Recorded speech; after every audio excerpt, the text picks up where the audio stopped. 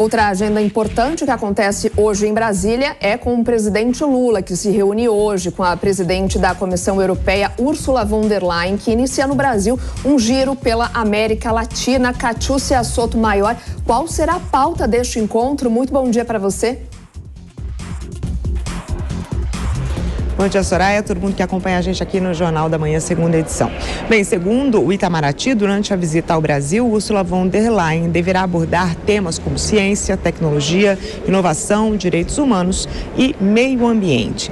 Em entrevista a um jornal brasileiro, ela abordou a agenda ambiental do país e afirmou que é preciso proteger a Amazônia e as comunidades indígenas que, de acordo com ela, desempenham um papel central na preservação e no uso sustentável da floresta.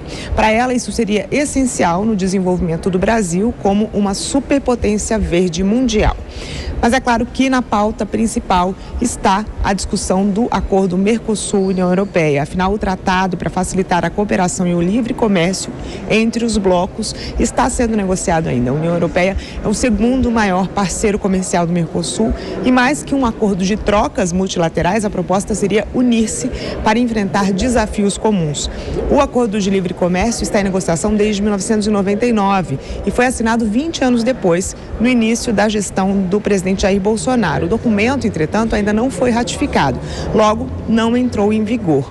Se for ratificado, que depende dos parlamentos, tanto do Brasil, dos países do Mercosul, quanto dos países da União Europeia, o documento criará a maior zona de livre comércio do mundo.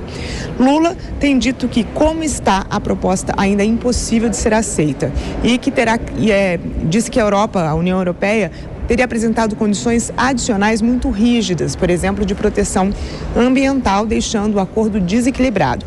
As propostas fariam com que metas voluntárias do Acordo de Paris se tornassem obrigatórias, e isso acabaria sendo uma restrição às exportações dos países do Mercosul.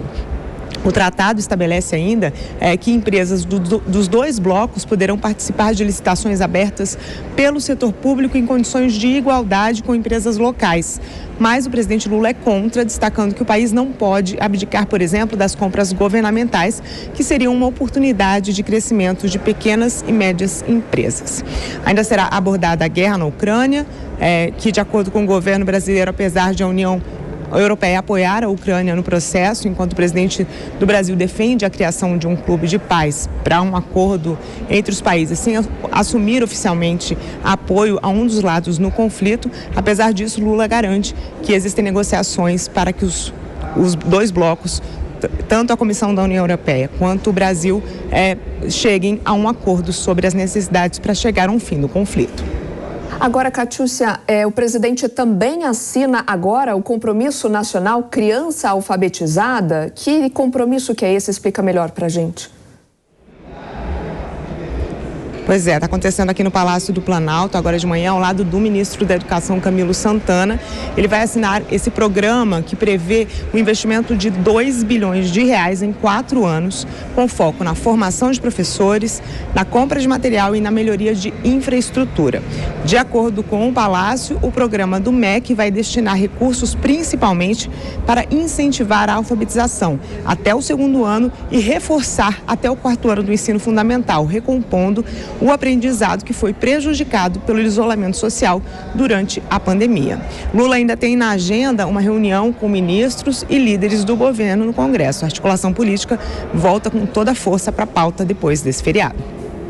Obrigada, Catiúcia, pelas suas informações. Bom trabalho por aí. A gente segue repercutindo esse assunto. Uma agenda cheia, do presidente Luiz Inácio Lula da Silva nessa segunda-feira. Encontro importante, portanto, como a Catiúcia disse, essa União Europeia e também o Mercosul, esse deve ser o foco da conversa. Mas, de fato, Vilela, o presidente Lula vai precisar tomar um pouco de cuidado no tom ao falar sobre guerra na Ucrânia, por exemplo, como a Catiúcia falou.